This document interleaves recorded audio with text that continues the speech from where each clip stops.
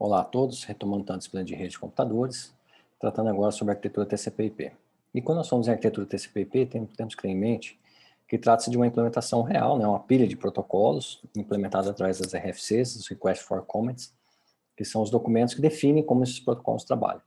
É diferente, quando nós falamos em TCP/IP, a diferença, principalmente do modelo OSI, é que o modelo OSI é um modelo conceitual, em que nós usamos para debate, para discussões, para projetar novas redes, né?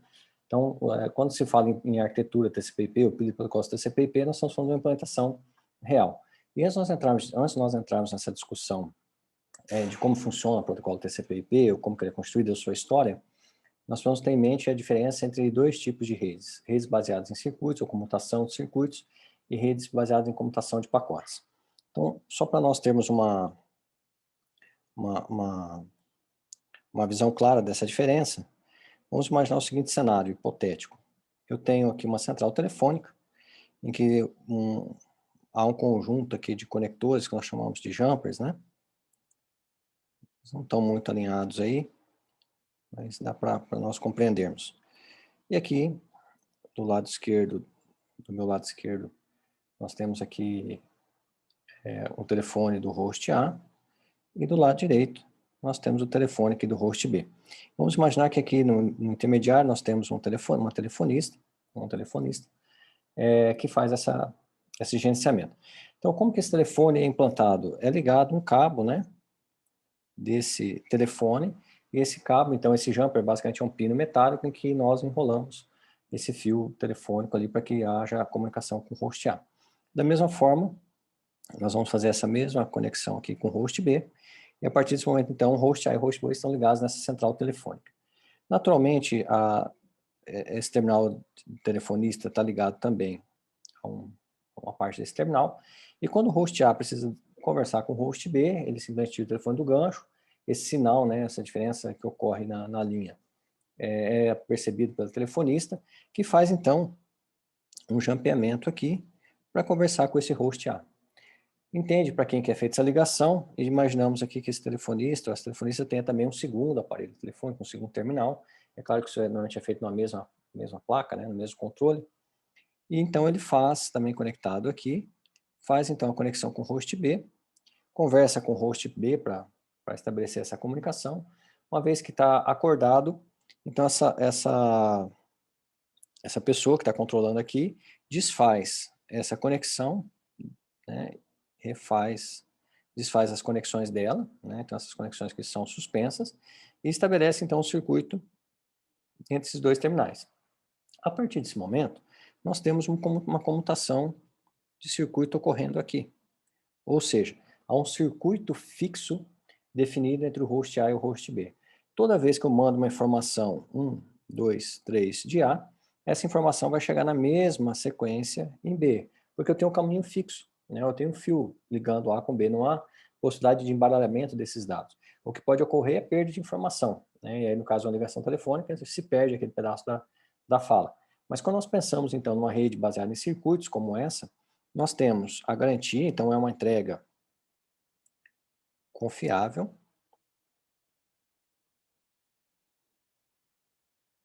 perdão, é uma entrega confiável, né? Ou seja, eu mando a informação de um lado para o outro, essa informação chegará, se não chegar, eu fico sabendo porque foi descartada ou algo assim, dependendo da solução, se não for uma solução de telefonia, pode haver uma correção de pacotes, se for uma rede de longa distância, e também há uma ordenação, ou seja, que foi aquilo que nós discutimos, né? Uma vez que eu mando um pacote de A para B, né, uma informação, perdão, um pacote é uma informação de A para B, informação 1, 2, 3, ela chegará nessa mesma sequência, 1, 2, 3 na outra extremidade. Então, isso é uma rede baseada em computação de circuitos. Diferentemente, uma rede baseada em pacotes, nós temos um cenário bastante diferente. Vamos imaginar o seguinte cenário, né? Nós estamos aqui na Guerra Fria, há a possibilidade que ocorra bombardeios, né, no local que nós estamos, nas centrais telefônicas, então pode ser que eu não consiga fazer ligação de um estado para o outro, de uma cidade para outra, porque se aquela central telefônica for bombardeada, eu perco a comunicação, e a ideia é que nós não percamos a comunicação. Então, qual que é o princípio da rede baseada em pacotes? eu tenho host A. Só trocar a cor aqui. Eu tenho host A, que precisa se comunicar com o host B, e eu preciso ter redundância de caminhos. Eu preciso que esses hosts consigam se comunicar mesmo que eu tenha falha em parte da minha infraestrutura. Então, nós podemos montar algo assim.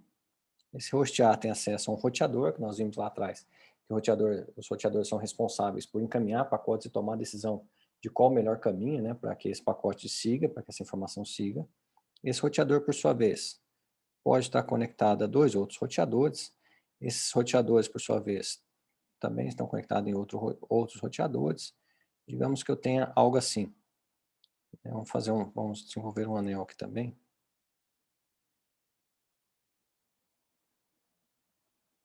E aí o host B está aqui. Então, a partir do momento que eu envio o pacote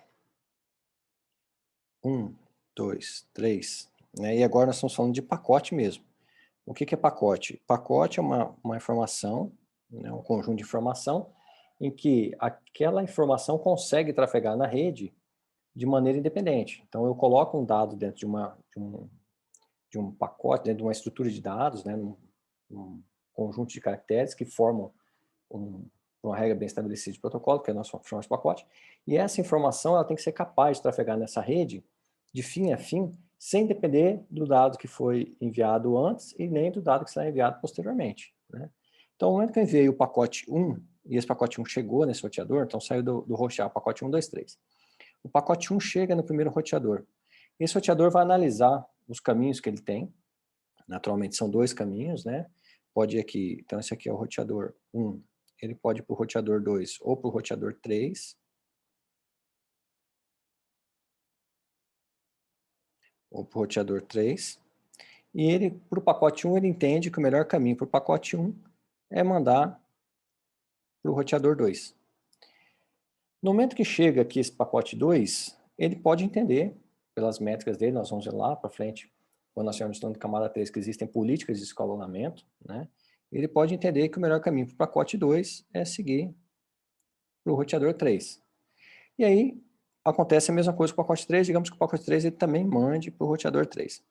O pacote 1 chega no roteador 2, ele só tem uma saída, esse pacote vai seguir por aqui, vai seguir novamente, quando chega nesse roteador aqui, né, digamos que esse aqui seja o roteador 2, 3, esse aqui é o roteador 4, aqui é o roteador 5, temos aqui então o roteador 6. O pacote 1 chegou aqui no roteador 6, o roteador 6 entenda que o melhor caminho para ele seguir é pelo roteador 7. O pacote 1 então segue esse caminho aqui pelo roteador 7. A mesma coisa vai acontecer com o pacote 2 e 3, chegarão nesse roteador 3, vai passar direto, vai chegar no roteador 5, vai passar direto, vai chegar no roteador 6. Nesse momento, o roteador 6 pode entender que o pacote 2, o melhor caminho para ele é vir aqui para o roteador 8, e que o pacote 3 vai vir para o mesmo caminho que o pacote 1, né, por um balanceamento de carga, por exemplo. E aí nós temos, então, essa mesma situação, né, será encaminhado, será entregue aqui no host, né, já que não temos mais caminho.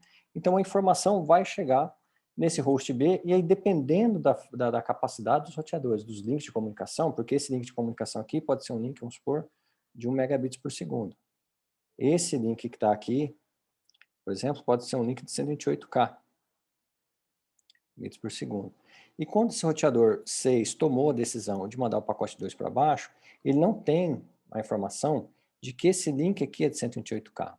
Né? Vamos pensar nesse cenário. Existem alguns roteamentos que prevêem esse melhor caminho, mas digamos que ele não tinha essa informação nesse momento. Então ele mandou para cá. Essa rede aqui, naturalmente, é muito mais lenta que essa rede aqui, e digamos então que chegue aqui o pacote 1, na sequência chega o pacote 3, e aí posteriormente chegou por baixo aqui só o pacote 2. Então, uma das características da rede de pacote é justamente não garantir a ordem de entrega. Né? Deixa eu só escrever a ordem aqui embaixo, talvez fique em cima do vídeo. Então, chegou o pacote 1, pacote 3 e pacote 2. Né? Chegou nessa ordem aqui. Então, uma das características da rede de pacote é não garantir, então não tem ordenação. Eu não consigo garantir ordenação. Por quê? Porque eu estou escolhendo o melhor caminho de acordo para cada pacote que chega no roteador.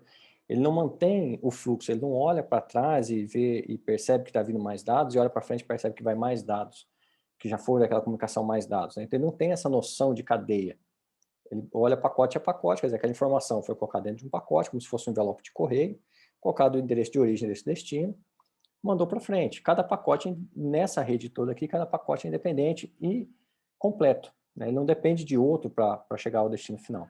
Então, cabe a esse host B ordenar esse pacote quando ele recebe. Nós vamos ver que na camada 4 do TCP/IP, o protocolo TCP faz essa ordenação, né, para a aplicação, e o UDP não faz. Mas é uma característica da rede de pacotes não reordenar. Da mesma forma como ela não reordena, ela não garante a entrega. Ou seja, pode ser que nessa tramitação aqui, por exemplo, em alguma parte o pacote 1 foi perdido. Então aqui no final o pacote 1 não chegaria. Eu teria só o pacote 3 e o pacote 2. Então não há garantia da entrega de uma rede de pacotes. Diferentemente de uma rede de circuitos, onde eu tenho ordenação, computação por circuito, eu tenho ordenação e tenho garantia de entrega, então é uma entrega confiável. A rede de pacotes eu não tenho ordenação, não tenho garantia de entrega, então essa entrega não é confiável, né? E o TCP/IP, até a camada 3, né, quando a gente tem o protocolo IP, ele foi implementado como uma rede de pacotes. Então ele não tem garantia de entrega e cada informação que trafega, ela é inserida no que nós chamamos de datagrama ou pacote, né? Aí existe aqui o IP da origem, vai existir o IP de destino, outras informações, e esse pacote segue. Então isso aqui nós chamamos normalmente no nível de rede de pacote. E na camada 4, na camada de transporte, nós chamamos isso aqui de datagrama. Tá certo? Então, só para a gente entender bastante essa diferença, ficar bem clara essa diferença, para que nós possamos agora trabalhar um pouco com a pilha de protocolos TCP/IP. Então, quando nós falamos em TCP/IP, nós temos que ter consciência que é uma rede de pacotes procurando alta resiliência, então rede de pacotes naturalmente já tem alta resiliência. E qual que era o objetivo dessa rede TCP/IP? Para que ela foi criada originalmente? Para garantir interconexão de redes. Quando nós somos no modelo OS, nós pensamos em interoperabilidade. Ele foi desenvolvido para ter interoperabilidade entre redes. Então, eu poderia ter uma rede de dados comunicando com uma outra rede de dados. Então, eu sou proprietário de uma rede que Token Ring, comprei uma rede FDDI agora, que era uma outra tecnologia antiga também, baseada em fibra. E aí, então, nesse modelo OS, essas duas redes deveriam conseguir conversar. Se elas implementassem os sistemas operacionais que operassem os equipamentos dessas redes roteadoras, tivessem o modelo OS todo implementado, por exemplo. Qual que é a grande dificuldade disso? De implementar o modelo OS como um todo? Que é a camada de apresentação, sessão e transporte, então da camada de apresentação para baixo até a camada de rede, ela é implementada dentro do sistema operacional. Então, cada vez que sai um equipamento novo que eu preciso, que a minha rede precise trocar dados com esse equipamento novo, eu sou obrigado a atualizar o sistema operacional com esse tipo de comunicação. Então, eu tinha uma dificuldade muito grande, né? Existia uma dificuldade muito grande quando segue o padrão OSI, implementando a camada 1 até a 7, porque o modelo OSI prevê o uso da camada física. Então, eu preciso fazer com que a minha rede, Token Ring, um exemplo, ela não estou dizendo que ela seguiu o modelo OSI, estou citando aqui um tipo de rede. Eu implementei a Token Ring inteira aqui, seguindo o padrão OSI da camada física até a camada de rede. Implementei a FDDI da camada física até de rede. Então, para eu ter um equipamento que faça a conexão das duas, eu preciso ter um equipamento que fale tanto FDDI como Token Ring, inclusive na camada física. Se eu conecto uma terceira tecnologia de rede, eu preciso ter um gateway que fale essas três tecnologias, e assim sucessivamente. Então, uma das dificuldades é manter a conexão física como parte da pilha de protocolos. E aí, quando nós pensamos na internet, nós temos redes de várias tecnologias diferentes e essas redes começam a ser interconectadas, né? Que foi o que nós estávamos conversando lá atrás sobre backbone. Então, eu tenho uma nuvem, um backbone de uma operadora aqui, um backbone de uma outra operadora aqui. Em algum momento, eu vou inserir um roteador aqui e vou interconectar essas duas redes. Eu preciso fazer isso para que eu tenha uma internet mundial. Da mesma forma, eu teria um terceiro backbone aqui. Esse terceiro backbone aqui vai conversar com essas duas redes, e assim sucessivamente. Então, nesse momento, nós estamos pensando numa interconexão de redes. E como que eu faço para interconectar redes sem trazer esse legado sempre de ficar tendo que atualizar meu sistema operacional? Ignorando a camada física. E é isso mais ou menos que o modelo que a pilha de protocolos da TCP/IP faz. Ela implementa, se nós olharmos o modelo OSI, da camada 2 para cima, e reaproveita a camada 1 da arquitetura física da rede de origem, né, da rede original. Então, se eu estou tramitando dados em cima de uma rede Ethernet, a camada 1 é fornecida pela rede Ethernet e o TCP/IP olha então da camada 2 para cima. É claro que vai ter uma adaptação ali da camada 2 para a camada 1, né, que nós perceberemos mais tarde, que isso é feito pelo driver do sistema operacional, né, que eu converso com um driver genérico, esse driver genérico escreve dentro de um controlador daquela tecnologia específica. Mas no momento que nós retiramos essa camada, a obrigatoriedade de levar a camada 1 dentro da pilha de protocolos e aproveitar essa camada 1 como se fosse uma biblioteca, né, uma API ou algo que nós pudéssemos adicionar à camada 2, nós conseguimos então fazer com que essas redes físicas sejam abstraídas e que exista uma interconexão de redes. Então o TCP/IP foi pensado para interconectar redes, por isso que ele é chamado de protocolo interredes. Então, como nós estávamos dizendo agora há pouco, quais são os benefícios, né? Acomoda múltiplas plataformas de hardware, quer dizer, eu posso colocar Ethernet conversando com ATM, né? Isso conversando, só para nós estabelecermos que quando fala conversando é trocando informação, né? Trocando dados. Então, eu posso ter uma rede ATM trocando dados com Ethernet, trocando dados com Frame Relay, trocando dados com FDDI, qualquer outra Meta Ethernet, né? Qualquer outra PPoE, assim por diante. Ele esconde os detalhes de hardware, por quê? Porque eu estou abstraindo a camada 1. Né? Se eu olhar o modelo TCP/IP, a camada 1 ela é abstrata, porque ele anexa a camada da rede física da rede que aquela máquina está. Então, se eu estou trabalhando num roteador que conversa, para que a gente possa entender, né, um pouco melhor isso, se eu estou trabalhando num roteador, né, esse roteador, então, ele tem aqui um hardware de rede,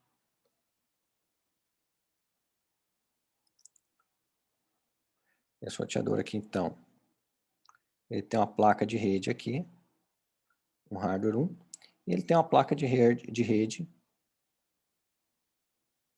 2. Isso tudo aqui, é claro que isso aqui está dentro de um hardware, né, como um todo, e em cima disso aqui existe, então, um sistema operacional, um SO. Esse hardware de rede, Ethernet desse lado aqui, possui um controlador. Esse hardware de rede aqui do outro lado, da rede 1, digamos que seja uma rede ATM, possui outro controlador, com um padrão um pouco diferente. Então esse SO, que daqui para cima, né, aqui nós estamos implantando dentro desse SO, parte da camada 2, e a camada 3 e a camada 4. Essas 4 camadas estão dentro desse sistema operacional. Quando nós implementamos isso, o que eu faço aqui? Simplesmente eu anexo um driver dentro do SO que consiga trocar dados com a rede Ethernet. E também carrego nesse sistema operacional um outro driver aqui que consiga falar com uma rede ATM. Então, uma vez que o dado está chegando pela rede 1 aqui, que é a ATM, e precisa sair para a rede 2 aqui do outro lado, o que o sistema operacional faz? O dado chega na rede ATM, na placa ATM, essa placa vai escrever no controlador, o driver consegue buscar o dado nesse controlador e jogar para o SO, para a camada 3. Essa camada 3, então, faz o roteamento baseado nos dados que ela tem que mandar, escolhe qual o melhor destino e injeta o dado nesse driver. Esse driver naturalmente vai conseguir falar com o controlador do hardware 2, e esse hardware 2, então, por sua vez, entrega o pacote aqui na rede no formato Ethernet. Então, essa rede, esse trecho aqui físico, é abstraído pelo protocolo TCP/IP. Ele simplesmente não implementa essa camada. É claro que no momento que nós vamos usando os sistemas operacionais, eu preciso ir carregando esses drivers, né? Esses drivers têm que estar presentes aqui. Então, em algum momento, eu tenho que ter essa atualização. Se eu estou inserindo aqui uma terceira tecnologia de rede, vamos supor, uma rede Meta Ethernet, e eu não tenho esse driver, minha rede não vai conseguir ter interconexão, o TCP/IP não vai conseguir ter interconexão com o Meta Ethernet.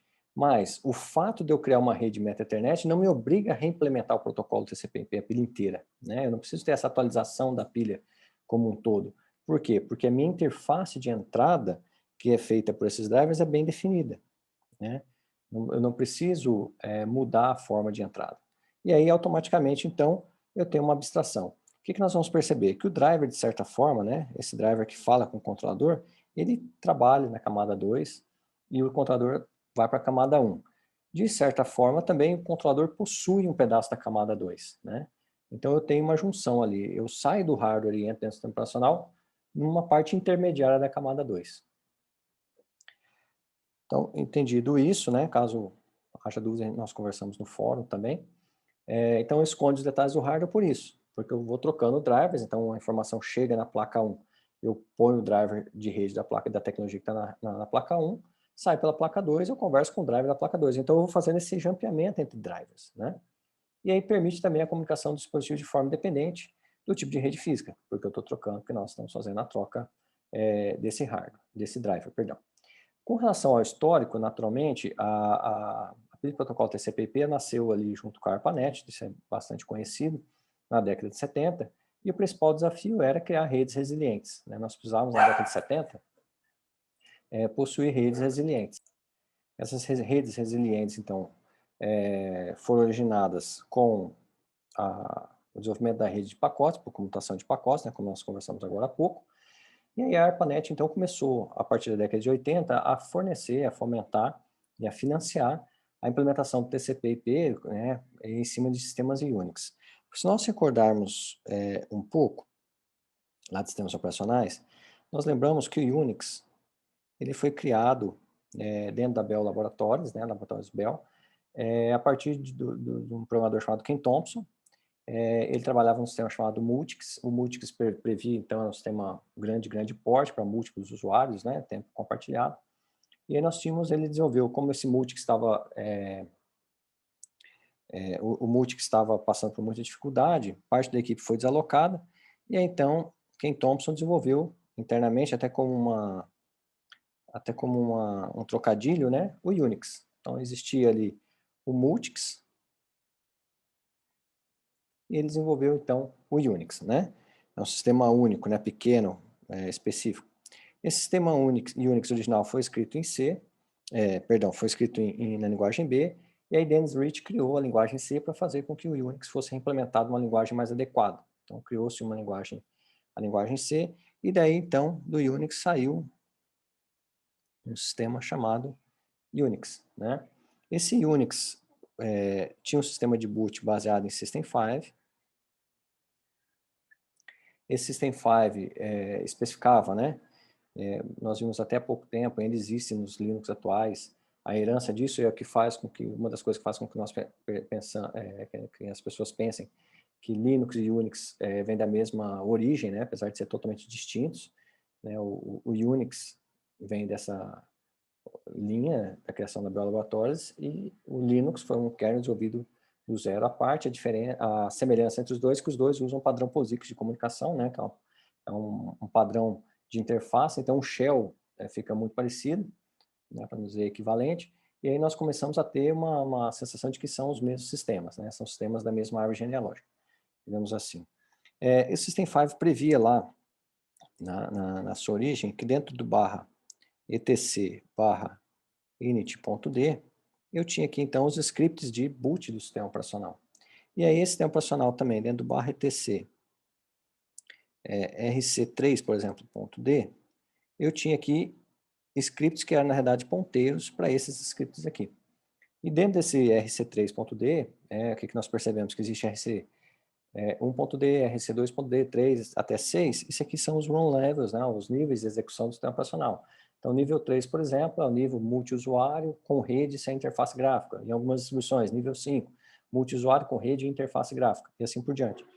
E aí, esses scripts, então, começavam ou com S, quer dizer que era para startar, ele tinha uma prioridade aqui, por exemplo, 80, vamos colocar aqui o HTTPD, por exemplo, para que a gente possa ter uma referência.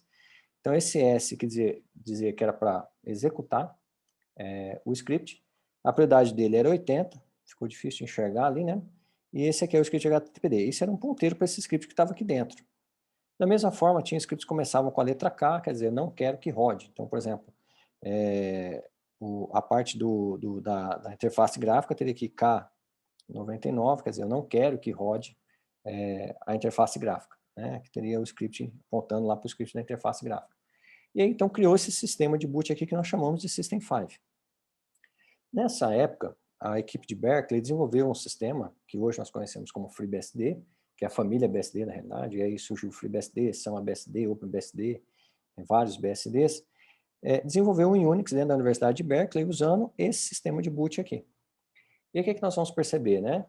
O que foi feito nesse sistema operacional BSD? Foi incluído dentro dele, dentro desse kernel, uma pilha de protocolos TCP/IP, que era financiado na época pela ARPA. Né? Essa ARPANET, então, esse BSD, perdão, com esse TCP começou a ganhar forma, começou a ganhar espaço, até que a Bell Laboratories entendeu que aquele sistema que estava sendo usado era um Unix e que esse Unix era proprietário dela. Então ela foi e fechou, entrou com um processo, foi um dos maiores processos envolvendo sistemas operacionais já movidos até hoje, que fechou, obrigou a equipe do BSD a retirar de dentro do seu sistema tudo que fosse baseado em System 5, tudo que fosse baseado no Unix original. E aí, nesse meio tempo aqui, nós estamos falando de 91, né, avançando um pouquinho aqui, nesse meio tempo aqui surge o Linux. Então, na realidade, o Linux, esse processo, né, da Bell Laboratories, que hoje é a TIT, impulsionou contra a equipe de Berkeley, né, dos softwares BSD, fez também com que o Linux ganhasse um pouco mais de força, né, do que ele já tinha na época, porque se tornou um tempo, o BSD levou um tempo para conseguir fazer essa retirada do System 5. E aí, então, nós tivemos aqui, como nós chamamos, né, um encontro de possibilidades. Nós tivemos um sistema, na época, gratuito, BSD, com uma pilha de protocolos de comunicação resiliente a falhas e um ambiente aberto das universidades, né? Com isso, nós tivemos várias conexões no mundo, e aí, então, a ARPANET, na época, foi dividida entre a ARPANET, que é uma área não militar, e a MILNET, que era uma área militar. Então, o que nós conhecemos hoje como internet saiu da ARPANET, e a MILNET se transformou numa internet militar dos Estados Unidos. Posteriormente, aí lógico, o BSD tirou todas essas questões do System 5 de dentro do seu kernel, lançou o FreeBSD, depois nós tivemos o OpenBSD, hoje grande parte a pilha de protocolos foi reimplementada dentro do BSD, hoje uma das melhores implementações do mundo da pilha TCP/IP está dentro dos sistemas BSD, do FreeBSD, OpenBSD e assim por diante, né? E aí quando nós continuamos a observar a história, lá em 90, 85, 90, 91 surgiu o Linux, né, só para a gente ter uma referência cronológica aqui. Cria-se, então, a NSF, a National Science Foundation, né, que começa a incentivar essa expansão. Nós tínhamos já o TCP/IP começando a conectar as universidades, né, como eu havia dito agora há pouco, e então começou a ter uma proliferação. Criou-se, então, a ARPANET, continuou crescendo, até que virou a internet, e aí no Brasil ela chegou, aqui no Brasil, em 95. Né? Então, o protocolo TCP começou a ser adotado, e aí, inclusive, o Brasil, se nós observarmos aqui, não ficou muito longe, né, no início da história da internet, como nós a conhecemos. Eu vou também deixar no AVA um material sobre esse histórico. Bom, dando continuidade, quando nós começamos a pensar em redes TCP/IP, nós temos que ter em mente um modelo de interconexão. Eu defini lá atrás, nós definimos lá no começo, que era uma rede de pacotes, e fomos definindo aqueles roteadores, né? Então, eu vou só passar adiante, e já volto naquele slide para nós batermos os tópicos.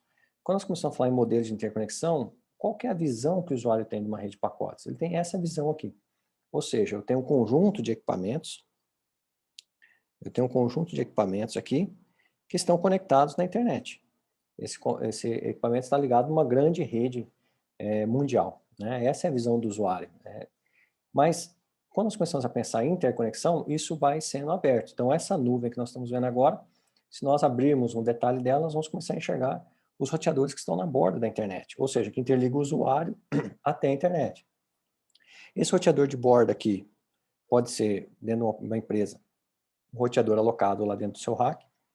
Na nossa residência, pode ser o modem, antigo modem ADSL, né, ou hoje o Fiber to Home, onde chega essa fibra ótica, ou o sistema a cabo, né, onde chega o sistema de cabeamento. E é claro que esses roteadores também precisam se interconectar. Né? Como é que eu vou fazer com que o usuário 1, que está aqui, por exemplo, fale com o usuário 2, que está lá do outro lado? Né? Não vai existir um cabo que vai ligar a residência, a minha empresa aqui, por exemplo, a minha matriz, a filial, uma matriz que está aqui no Brasil, ligando com uma filial que está nos Estados Unidos, por exemplo. Não vai existir essa comunicação direta. Né? Então, o que existe na sequência é um segundo nível de conexão, que são as bordas das próprias operadoras, né? Então, esse equipamento que está ligando, que liga o usuário à internet, na realidade liga o usuário à borda de entrada da operadora, né? De um backbone, como nós havíamos dito. E aí, naturalmente, esse backbone também se interliga. Então, no momento que nós olhamos esse usuário aqui, né, dessa rede aqui, essa que poderia ser entendido como, deixa eu só limpar aqui, essa parte que poderia ser entendido como uma rede que esse usuário está conectado também, né? Então, esse usuário está conectado a um roteador de entrada, de borda. Esse roteador de borda está conectado a um roteador de borda de uma operadora, e essa operadora possui, então, um backbone, né? No caso aqui, nós temos um backbone pequeno. Se nós olharmos esse segundo usuário aqui, ele também está conectado a um roteador de borda, ou modem DSL na casa dele, Fiber to Home, um roteador da empresa, que conecta a um roteador de entrada da operadora, e essa operadora possui aqui um backbone, né? Também possui uma nuvem aqui. Então, se nós começarmos a olhar as operadoras, essa aqui poderia ser uma nuvem, essa aqui pode ser uma outra nuvem, e essa aqui poderia ser uma outra nuvem, né? E aí, naturalmente, essas operadoras se interconectam. Por que elas se interconectam? Para que eu possa trafegar os dados de um usuário até outro usuário. Então, esse usuário aqui faz parte da operadora 1, por exemplo, da Oi. Essa operadora 1, em algum momento, se comunica com a operadora 2, digamos a Vivo, e entrega, então, esses dados, né, para esse usuário. Esse entroncamento aqui, essa interligação de uma operadora com a outra, nós vamos ver no final dos slides, isso normalmente é feito no que nós chamamos de PTT, né, os pontos de troca de tráfego, onde essas operadoras interligam seus backbones para que ocorra a troca de tráfego mediante um contrato, né. Mas também ocorre em contratos privados, né, de uma operadora com outra, um conjunto de operadoras se reúne para fazer um data center de interconexão e assim por diante. Mas, na realidade, quando nós olhamos a internet, o que nós enxergamos é isso, um conjunto de equipamentos conectados com um conjunto de roteadores de borda, né, esse roteador que dá acesso à internet. Esse roteador de borda tem um acesso à borda do backbone da operadora, né, a entrada da operadora, e essa operadora possui, então, equipamentos interconectados entre si, né, e que se interconectam também, formando o que nós conhecemos hoje como internet, né? Esse é o modelo de interconexão, né? Um roteador que recebe um pacote, toda vez que esse roteador recebe um pacote, ele toma uma decisão se ele manda para cá ou para lá, e ele se interconecta com outros roteadores que vão se interconectando, e essa rede então vai se formando como uma grande rede mundial. Então, quando nós pensamos aqui no modelo de interconexão, né, os usuários veem então essa interrede como uma única rede, eles não conhecem essas peculiaridades que existem dentro desse backbone, né, e existe um modelo de endereçamento universal. Essa parte de endereçamento universal é bastante importante, e esse endereçamento universal é feito por qual protocolo, né? Pelo protocolo IP. Então, todas as máquinas, todos os equipamentos, os roteadores e hosts, né? Os hosts são as máquinas finais, os roteadores são intermediários, trabalham sempre com o sistema de endereçamento IP, IPv4, IPv6, né? E aí, por isso, como eu tenho um sistema de endereçamento único, universal, os equipamentos conseguem trocar pacotes entre si. Então, retomando aqui, voltando para o modelo completo, né? O usuário tem uma visão bem simplificada, parece que está conectado numa nuvem, mas na realidade essa nuvem possui uma infraestrutura formada por roteadores que se interconectam, esses backbones vão se interconectando, né? E aqui eu tenho falado bastante de backbone, nós vamos ver na camada física, é bem claro o que é um backbone, mas nesse momento é importante nós entendamos que backbone nada mais é do que a espinha dorsal, uma rede principal de uma operadora ou de uma rede de um prédio. Então vamos supor, se nós pensarmos em um prédio aqui, esse prédio possui andares, né? Digamos que eu tenho aqui os andares do prédio. Dentro de cada andar, eu tenho uma rede aqui, que tem um conjunto de equipamentos conectados, vou ter outra rede conectada aqui, outra rede conectada aqui, outra rede aqui, pessoas conectadas aqui. E existe, nesse mesmo ambiente, um cabo, uma estrutura de comunicação que vai interligar esses equipamentos todos aqui, né? Então, na hora que o equipamento que está aqui no andar mais alto quer falar com o equipamento que está no térreo, esse pacote, né, vai seguir por essa espinha dorsal até ser entregue aqui. Então, a essa rede vertical aqui, em cabeamento estruturado, né, feito dentro de empresas, essa espinha dorsal nós chamamos de backbone. Quando nós olhamos uma grande operadora, Naturalmente, ela vai ter, dentro de um estado, vamos supor, dentro do estado de Mato Grosso, eu tenho um ponto aqui que sai de Cuiabá, vai para uma segunda cidade para uma terceira, isso vai subindo, né? Eu fui ali para o noroeste, da mesma forma existe comunicação aqui para o leste, existe comunicação, né, para o nordeste e também para o sul e assim por diante. Então, a essa rede, quando ela chega dentro de um município, né, dentro de uma cidade, naturalmente ela se abre, né? E aí eu vou levando infraestrutura até os bairros, e aí quando eu chego no bairro também, naturalmente, eu vou distribuindo isso aqui pelas ruas e pelas casas, né? Então, quando nós olhamos isso aqui dentro de uma operadora, esse caminho principal, feito dessa cor azul, né, clara, é o que nós chamamos de backbone, ou seja, é o caminho principal. Quando, da mesma forma aqui, vamos pegar, desenhar aqui em cima, uma ramificação numa outra cidade, e aqui também a abertura dentro dos bairros, né? Então, digamos que eu tenha um equipamento aqui que precisa conversar com outro equipamento, né? A precisa falar com B, por exemplo. Essa rede ela vai trafegar esses dados vai seguir por um caminho principal, até chegar na cidade. Então, esse trajeto que sempre conduz à comunicação entre os municípios, por exemplo, é chamado de backbone, ou seja, é o caminho principal, a rede principal, e aí a rede principal vai tendo ramificações, que depois nós chamaremos essas ramificações de backhaul, depois backhaul a última milha. Então, quando nós olhamos o nosso bairro, por exemplo, nós encontramos aqueles armários da operadora, aqueles armários levam o cabeamento até a nossa casa. Esse cabeamento que vai até a nossa casa nós chamamos de last mile, né, de última milha, ou seja, a última milha é o último trecho de cabeamento. Do armário até a central telefônica, até a central de comutação de dados, até a central da rede IP, né, ou a borda da internet da operadora, nós chamamos de backhaul. Dali para dentro nós chamamos aquilo de backbone. Então, dando continuidade aqui, uma vez que eu olho isso aqui, né, esse roteador aqui está dentro da infraestrutura do usuário, né? Então, como eu havia dito, pode ser o modem DSL na nossa casa, o Fiber to Home, o modem de cabo, como pode ser também um roteador corporativo dentro da minha empresa. Da mesma forma, quando eu olho dos demais, né, eu tenho esse mesmo cenário, e aí nós temos algumas classificações. Então, quando nós falamos dos equipamentos, né, que estão alocados, nós temos aqui, então, na ponta, né, dentro do cliente, um Customer Edge, né, ou seja, um equipamento que está, a ponta que está dentro do cliente. Se for um equipamento da operadora que está dentro do cliente, não é do cliente propriamente dito, né, um equipamento alocado, nós chamamos esse equipamento também de CPE, então ele é um Customer Edge, quer dizer, ele está dentro do cliente, e é um CPE, que é um equipamento do cliente, né? Customer Provider, né? Da operadora dentro do próprio cliente. Esse equipamento, então, CE, né, que é o Customer Edge, ele se conecta a um equipamento, a um roteador, que está na borda da rede da operadora, chamado de Provider Edge, ou seja, é a ponta, né, a aresta, né, da operadora. E aí esse equipamento Provider Edge, ele entra para dentro do backbone, e aí os equipamentos dentro do backbone são chamados apenas de provider, né, são os equipamentos do provider, do provedor. Então nós temos CE, que está dentro, que é o equipamento que está na borda da internet, dentro do cliente, que conecta o cliente à internet.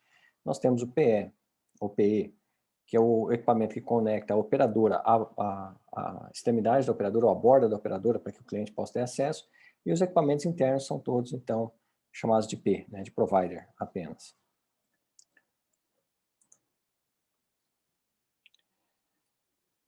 Quando nós pensamos, então, né, nesse modelo de interconexão, o que nós percebemos?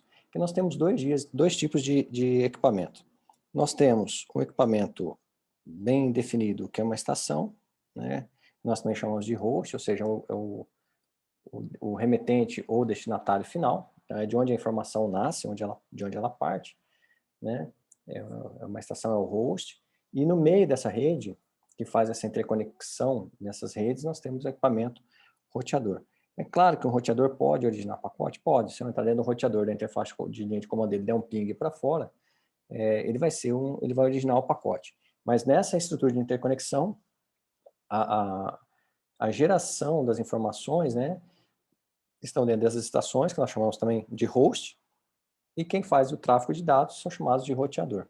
Naturalmente, se nós temos um roteador, ele possui duas ou mais conexões, né, com redes, e lembrando, cada placa de rede se conecta a uma rede TCP, perdão, a uma rede IP. Então, se eu tenho uma rede 92.68.0 alguma coisa, isso está numa interface de rede, uma placa de rede. 172.16.0 alguma coisa está em outra placa de rede. Eu nunca vou ter, ou não deveria, apesar de funcionar, não deveria ter duas redes IPs rodando em cima de uma única rede física, em cima de uma única placa. Não deveria ter uma placa com dois endereços de redes, né? De redes distintas, né? É claro que nós vamos ver lá para frente, para abrir um parênteses aqui, que dentro do roteador eu crio, às vezes, placas virtuais com diferentes endereços e coloco a placa em modo troque, né? Mas isso é já é uma implementação, né? Não é uma questão conceitual. O roteador, então, ele possui conexões com mais de uma rede, roteia, né? Ou seja, tira pacote de uma rede e põe em outra, e faz esse trabalho de troca de pacote de uma rede para outra, e conhece, via tabela de roteamento, quais são os caminhos que ele deve seguir, né? E aí nós percebemos que na internet nós temos uma técnica de trânsito de dados chamado best effort, ou melhor esforço. O que é isso? O roteador pega um pacote, olha a sua tabela de roteamento, toma a decisão de roteamento e manda esse pacote para frente e não se preocupa mais com esse pacote. Ele não tem mais vínculo com o pacote. Uma vez que ele liberou o pacote segue o caminho dele e o problema é do próximo roteador, para quem não entregou o pacote. Não cabe mais se preocupar com aquele pacote. Então, um pacote novo que chega para ele não tem um vínculo com o que saiu, né? Então, esse modelo é chamado de best effort. E aí, lógico que quando nós falamos também em roteadores, nós temos as características dos gateways, né? Os roteadores são usados como gateway. Deixa eu só voltar o desenho aqui um pouquinho. Então, essa máquina aqui, por exemplo, quem que é o default gateway, ou seja, a porta de saída dela para a internet? Esse roteador aqui. Essa máquina também, o default gateway dela é esse roteador. Para esse roteador aqui, quem que é o default gateway? Quer dizer, para quem que ele tem que ir? Para esse roteador aqui. Agora, esse roteador laranja, esse PE, quem que é o default gateway dele? Aí nós começamos a discutir um pouco, isso nós faremos isso na camada 3. Dentro dos backbones, nós trabalhamos com um protocolo chamado BGP. Se ele é interno aí, BGP, se é externo aí, BGP. Aqui dentro, eu não vou ter muita ideia de rotas default, eu vou ter rotas simplificadas, digamos assim, né? A gente vai ver um pouco mais tarde. Mas, basicamente, o que eu vou estabelecer? Olha, se eu quero ir para a rede da operadora azul, eu vou mandar os pacotes nessa direção. Se eu quero ir para a rede vermelha, eu vou mandar os pacotes para essa direção. E aí, então, eu vou montando essa tabela de roteamento. Então, o meu gateway de saída desse roteador laranja, né, para a rede, para o backbone azul, é esse roteador aqui. Meu gateway de saída para a rede vermelha é este roteador laranja aqui, né? Então, o gateway é sempre o próximo passo que conhece aquela rede de destino. Isso sempre é feito com um roteador, porque eu preciso conhecer e trafegar dados de uma rede para outra, né? Conseguir fazer essa transição de uma rede para outra dos dados. E aí, quando nós falamos em estação, nós temos que lembrar o seguinte: existem estações, né, existem computadores que eles possuem duas placas de rede, né? Pode acontecer isso, né? Eu tenho uma rede aqui, tenho outra rede aqui, e eu tenho essa estação aqui que ela possui duas placas de rede. O fato de uma máquina possuir duas placas de rede não quer dizer que ela consiga rotear. Pode ser que essa máquina consiga enviar dados para essa rede e ela consiga enviar dados para essa rede. Então é uma estação multi-homed, ou seja, ela está conectada em mais de uma rede ao mesmo tempo. Mas, se eu tiver uma segunda estação que está aqui, vou colocar a estação B, que precisa conversar com uma estação C que está aqui, essa aqui é a estação A. Se essa estação B mandar um pacote para A, pedindo para chegar até C, essa estação A não vai mandar esse pacote para frente. Por quê? Porque ela não é um roteador. O que ela vai fazer? Quando ela receber o pacote, ela vai olhar o IP de destino não é ela, o IP de destino é uma máquina C, ela vai simplesmente descartar esse pacote. Quando isso acontece, nós dizemos que nós temos uma estação multi-homed, né? Ou seja, conectada a mais de uma rede, mas não é um roteador. Para ser um roteador, ela precisa conseguir pegar esse pacote que está nessa rede aqui e jogar para cá, e pegar a que está aqui e jogar para cá, né? Fazer esse trabalho de trânsito. Dentro de um sistema Linux, vou tentar colocar aqui dentro do /proc, sysnet IPv4, IPForward. Se nós olharmos dentro desse arquivo aqui, se ele tiver com valor 0, a minha estação, por mais que esteja conectada em mais de uma rede, ela não consegue fazer o trabalho de roteamento, né? Se tiver 0 aqui dentro, eu não consigo fazer o trabalho de roteamento. Se dentro desse arquivo tiver o valor 1, eu transformo essa estação num roteador. Então, basicamente, para transformar uma máquina Linux com 2 placas de redes configuradas num roteador, o que eu preciso fazer é simplesmente dar um eco de 1 e jogar aqui dentro, né? Aí nós vamos ver que isso aqui é temporário, né? Quando eu reseto a máquina, essa configuração some, eu preciso dar um jeito de persistir isso aí. E aqui nós temos, então, a comparação do modelo OS com o modelo TCP.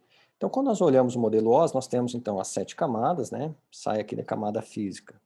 1, camada 2, 3, 4, 5, 6 e 7. E quando nós olhamos o TCP/IP, o que nós percebemos? Que a camada física, ela é emprestada, então, como nós havíamos dito, é emprestada da camada física da rede onde ela está localizada, e parte da camada, e a camada 2 também, perdão, e um comecinho da camada 3, nós chamamos isso aqui de interface de rede. É dentro dessa camada interface de rede que vai estar o driver, que vai, por sua vez, falar com o controlador, que fala com o hardware propriamente dito, né? Então, por que nós dizemos que o TCP/IP empresta a camada física da rede de origem? Porque dentro dessa camada aí, chamada interface de rede, onde eu coloco o driver, eu tenho contrato ali, eu coloco o driver que fala com o controlador fala com a placa de rede, e isso tudo entra para mim aqui dentro do sistema operacional, né, entra dentro daquele TCP/IP, como sendo uma única camada. Então, toda vez que eu tenho que mandar dados para uma rede ATM, uma rede Ethernet, o que eu preciso fazer é trocar essa camada de interface de rede, que é justamente interface de rede, porque me lembra as placas de rede, Network Interface Card, né? Então, por isso que se diz que ela empresta a camada física. Bom, da mesma forma, vou apagar essa rabisqueira, né? Da mesma forma, camada de rede, então, a camada 3 passa a ser a camada 3, e esse trechinho aqui que nós estamos dizendo que, que é a camada de rede para cima, né? É porque aqui na camada 3 eu tenho a interface entre o driver e a camada 3, no modelo OSI, né? Esse driver aqui faz parte da camada de interface de rede, né? Mas o resto das funções, criar um sistema de endereçamento único, que é o IP, é a mesma coisa. Rotear esses pacotes, decidir qual é o melhor caminho, é a mesma coisa. Manter essa tabela de roteamento, é a mesma coisa, assim por diante. Aí depois nós temos camada 4, né, transporte, é a mesma, né, a mesma funcionalidade, e aí nós vamos perceber o seguinte, que o modelo TCP/IP possui na camada 4 o TCP e o UDP. O que é o TCP? O que é o UDP? Faz com que a aplicação que está em cima tenha a sensação de usar uma rede de pacotes, ou seja, não tem entrega garantida, confiável, não tem ordenação, não tem garantia de entrega, não tem nada. O TCP tenta fazer com que a aplicação, mesmo usando uma rede de pacotes estabelecida pelo IP, tenha a sensação de estar usando uma rede de circuitos, ou seja, a aplicação não precisa se preocupar com ordenação, com garantia de entrega, então ele trabalha com uma entrega confiável. Nós veremos também mais para frente com bastante calma. E aí aqui vem uma outra modificação importante, que a aplicação do TCP/IP abarca sessão, apresentação e aplicação do modelo OSI. Ou seja, quem desenvolve uma solução de software de uma aplicação para TCP/IP, que vai rodar numa rede TCP/IP, precisa se preocupar com a conversão de formatos, como nós havíamos dito lá, de UTF para ISO, ISO para UTF, assim por diante, e precisa se preocupar com a manutenção da sessão. Então, no momento que eu fiz o usuário e senha, login e senha, e vou mandando os comandos, eu não tenho que ficar repetindo aquele usuário e senha, eu tenho que manter aquela sessão, isso também faz parte da aplicação. E aqui que nós vamos perceber também, de acordo com nós fomos avançando aqui no estudo TCP/IP, que esse é o modelo original. E aí, com o tempo, naturalmente, nós começamos a perceber algumas necessidades. Por exemplo, eu tenho uma aplicação, né, um servidor web, e ele é desenvolvido em cima de HTTP. HTTP não tem criptografia, então para eu inserir criptografia, nós mudamos esse protocolo para HTTPS. Só que veja bem, eu tenho outras aplicações que precisam de criptografia e que eu precisaria implementar dentro de cada uma dessas aplicações esse modelo de criptografia. Então, naturalmente, o que é mais fácil? Eu implemento um protocolo aqui de criptografia e jogo o TCP dentro desse protocolo SSL, e aí esse conjunto nós chamamos de HTTPS, que é visto como um único protocolo de aplicação.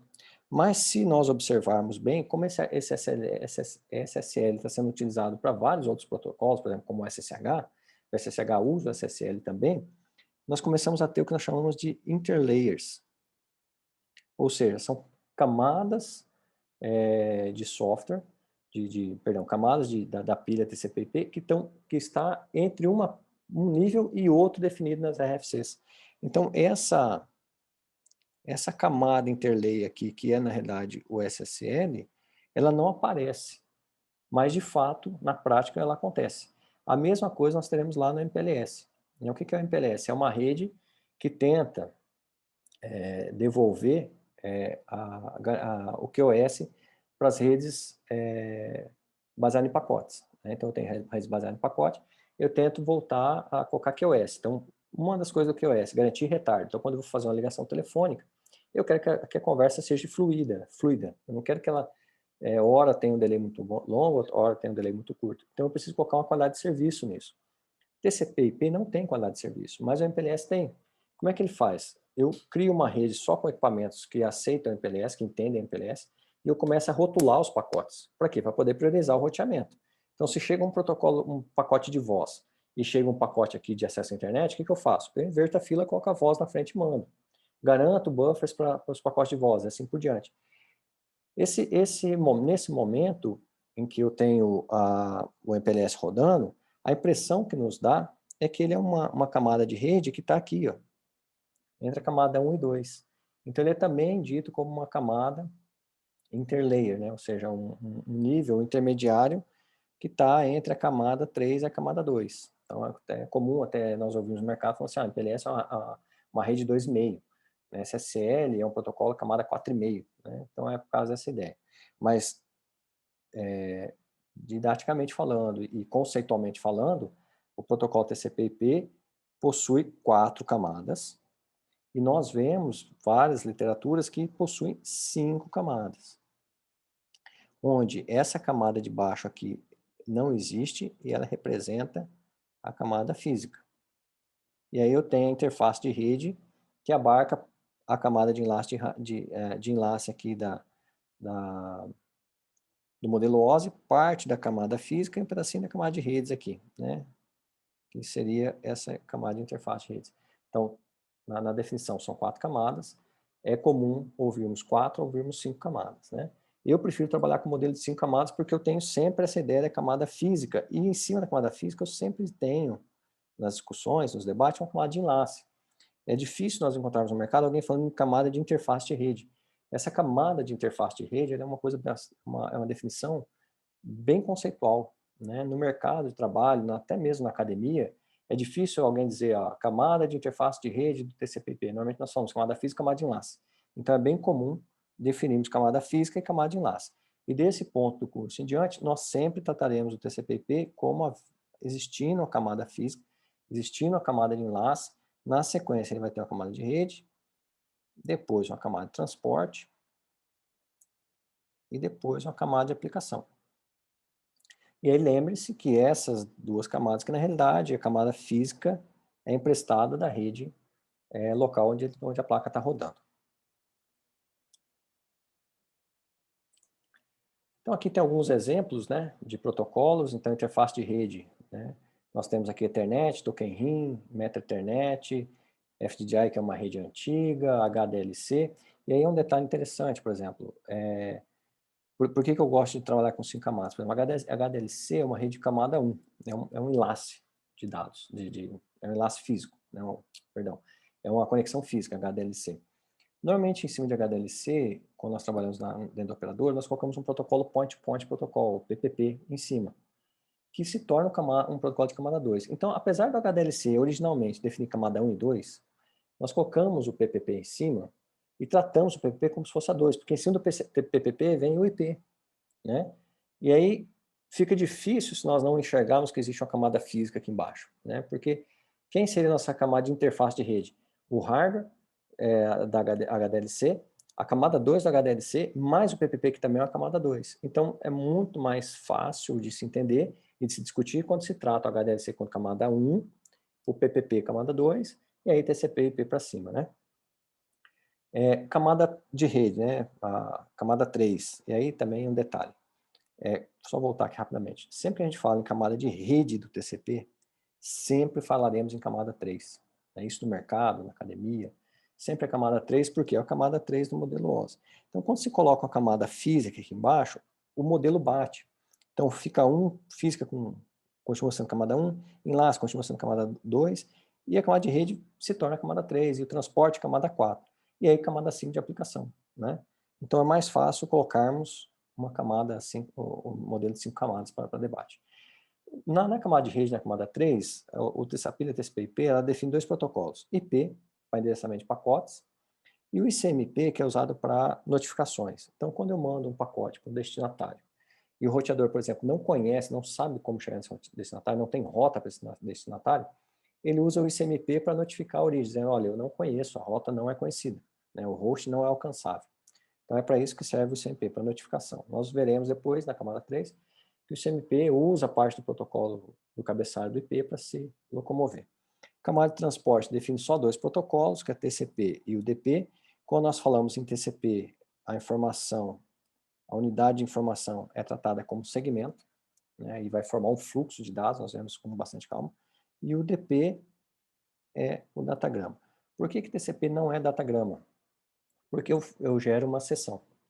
Quando eu começo a fazer uma conexão TCP, quando eu começo a trafegar dados TCP, eu fecho uma conexão entre A e B. Então, existe uma conexão para tentar simular aquele circuito que nós desenhamos lá no começo. Então, aqueles pacotes que estão trafegando, apesar de fisicamente seguirem caminhos diferentes, logicamente para a camada 4, ela vem como se fosse um circuito. Então, a camada 4 recebe os pacotes, reempilha, reordena aqueles pacotes para ficar na sequência correta antes de entregar para a aplicação. Então é como se existisse um circuito.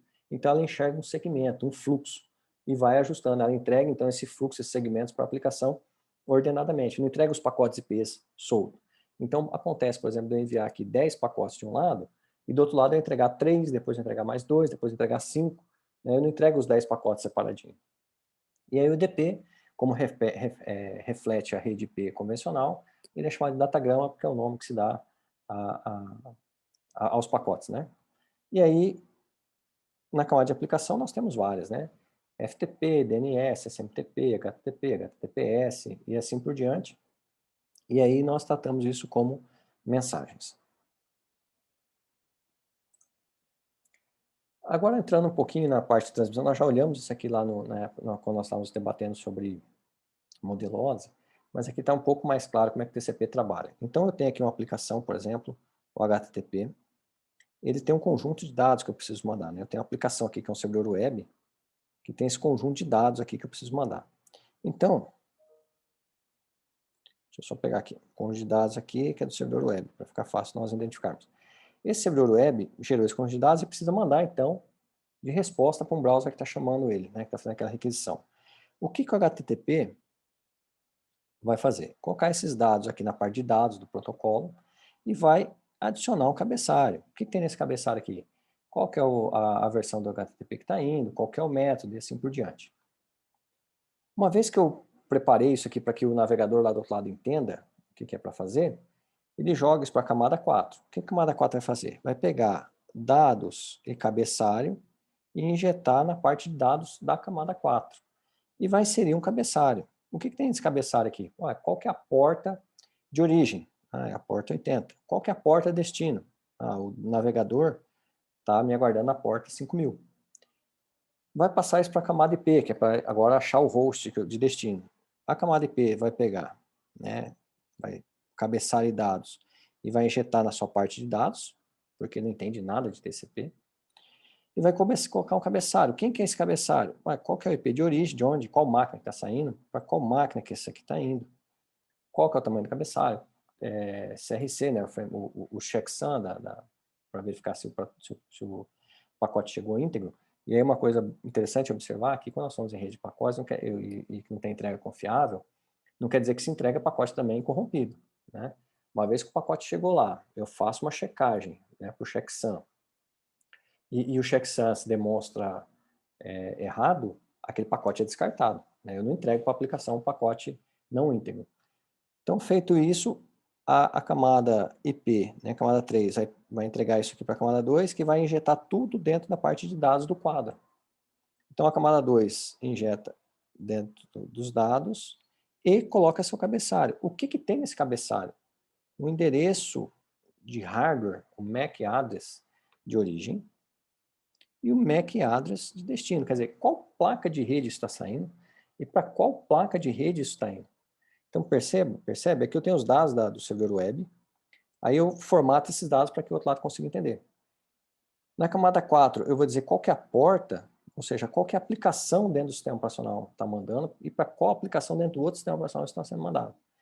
Aí aqui eu digo de qual host está saindo, para qual host isso está indo.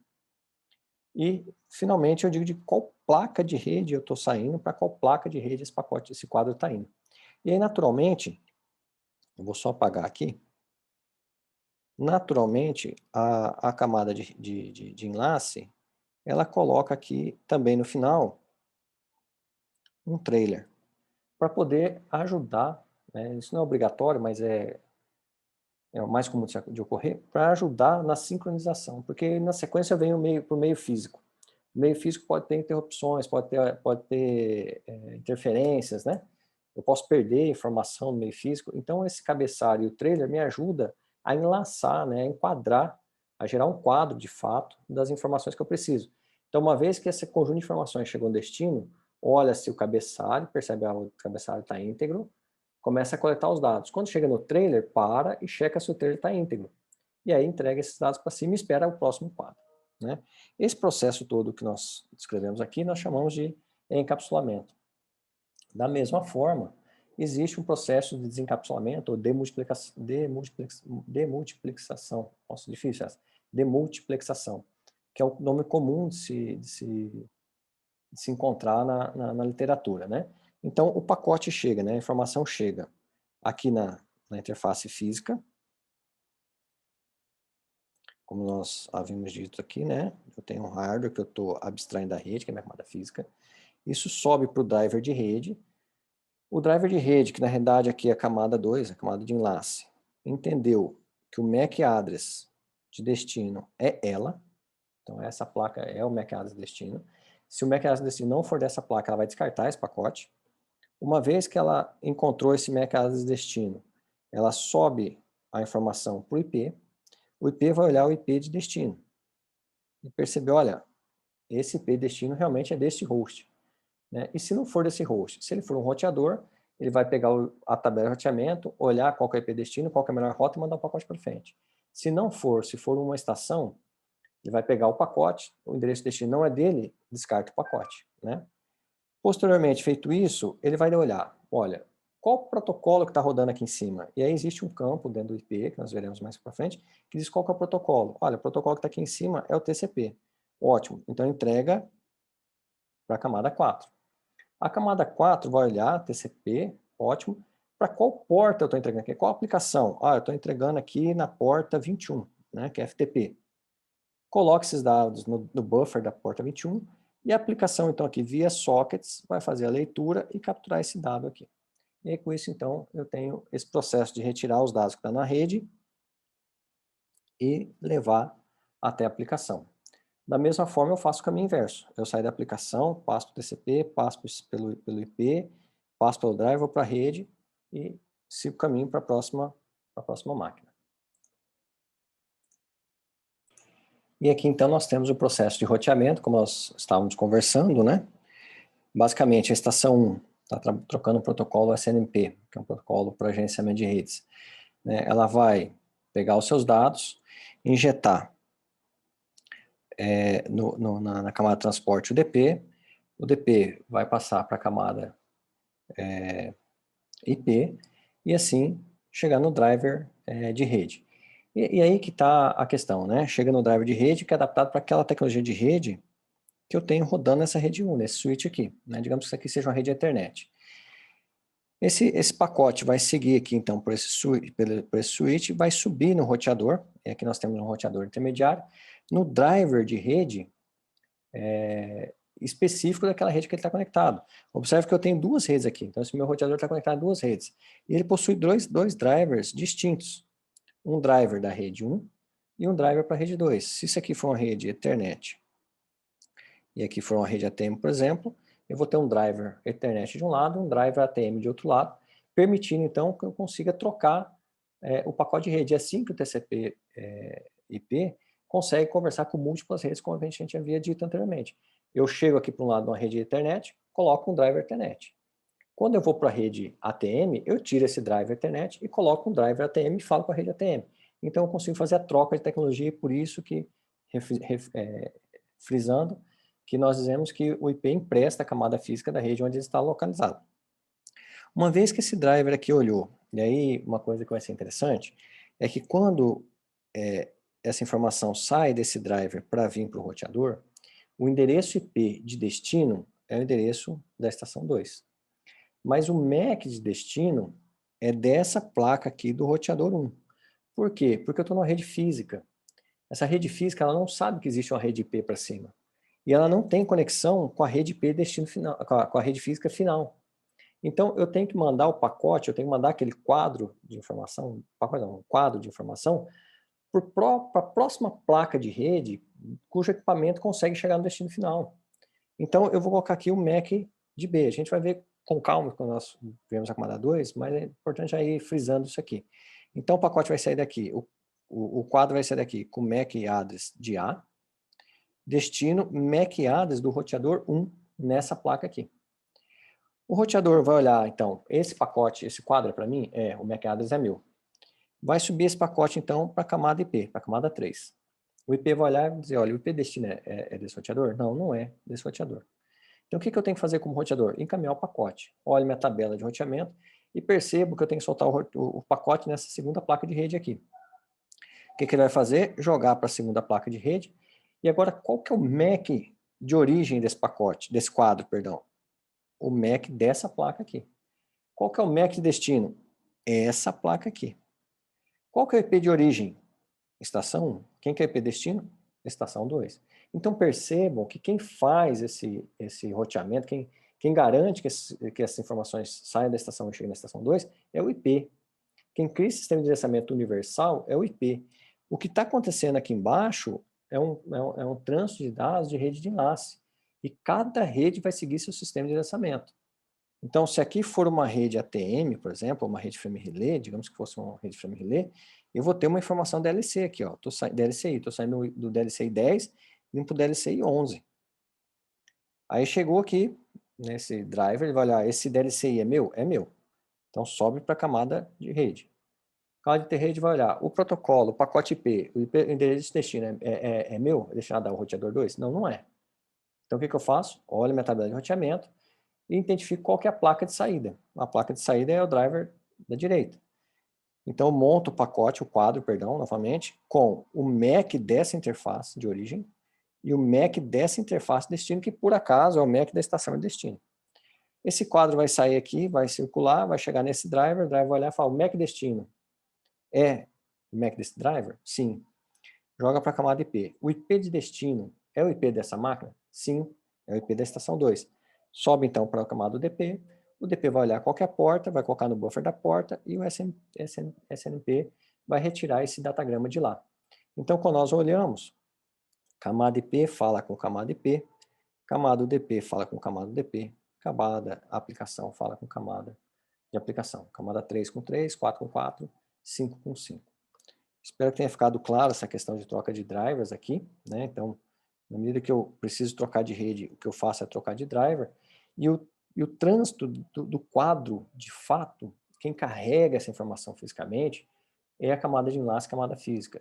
E sempre eu vou ter o endereço da placa que está saindo para a próxima placa que eu estou indo. Então, é MAC daqui conversando com MAC daqui, MAC daqui conversando com MAC daqui. E não, como muitos acabam pensando, que eu saio com o MAC address daqui direcionado ao MAC address de lá, do outro lado, né, da estação 2. Não tem como isso acontecer, por quê? Porque essa rede física aqui não está conectada com essa rede física aqui. Então, por mais que a tecnologia seja a mesma, não existe uma conexão de cabo para chegar lá, né? Não tem um cabo interligando esses dois aqui. Se tivesse, dava para ser. Mas não tem esse cabo interligando esses dois. Então, eu não consigo mandar de MAC de A para B, porque a rede física não consegue entregar do host da estação 1, E1 para a estação 2. Eu preciso da camada 3. Tranquilo? Muito simples, né? E aí, então, agora para fechar essa parte, né, só para que nós possamos depois analisar, como que é organizado, então, essa estrutura, né? Existem, então, provedores internacionais. Esses provedores internacionais se conectam através de Network Access Point, ou seja, ponto de acesso de rede, que são grandes data centers, em que existem suítes, né, lá dentro. Uma operadora aqui entronca a 10 ou 100 GB, né, normalmente 100 GB aqui, uma conexão, e entronca com outra operadora aqui a 100 GB uma outra conexão. E aí, então, essa operadora empurra trânsito para cá e recebe trânsito de lá.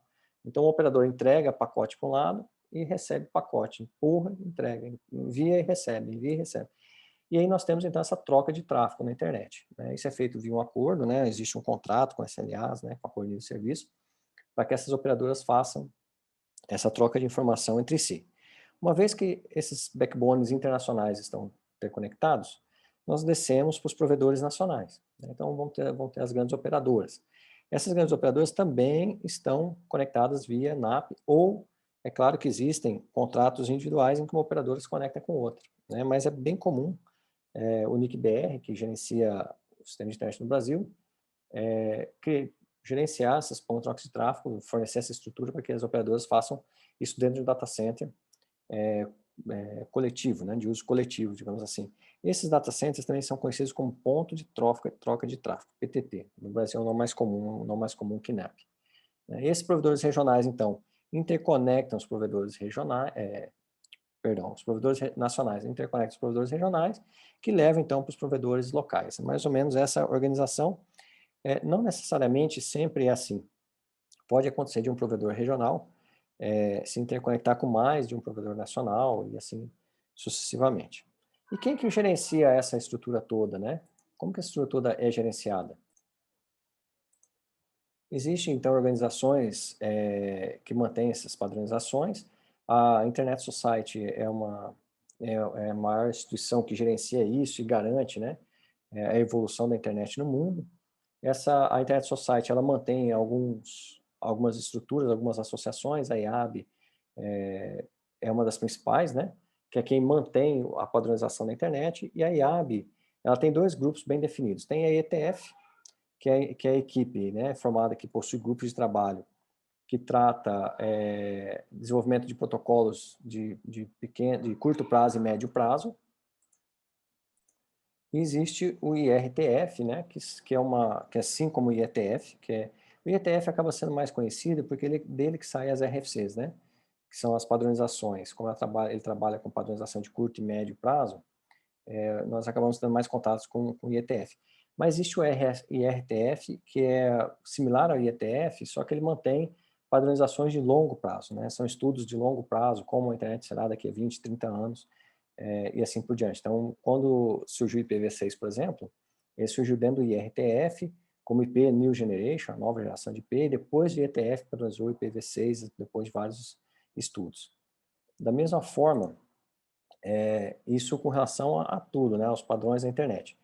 Com relação aos endereçamentos, existe uma instituição chamada IANA, que ela que mantém os IPs, né, a distribuição dos IPs no mundo e também a designação de porta. Então, quando nós vemos que a porta 22 é a porta SH, ela é padronizada, quem padronizou isso foi a IANA. E aí nós vamos perceber que da porta 0 até a 1023, são portas reservadas para a IANA para aplicações mundialmente conhecidas. Então, SSH na porta 22, FTP na porta 21, SMTP na porta 25, HTTP na porta 80, assim por diante. Né? HTTPS 443 e DNS na 53, assim por diante. E aí, a IANA, por sua vez, então, ela tem os blocos IPs e ela distribui, então, para os registradores regionais, né?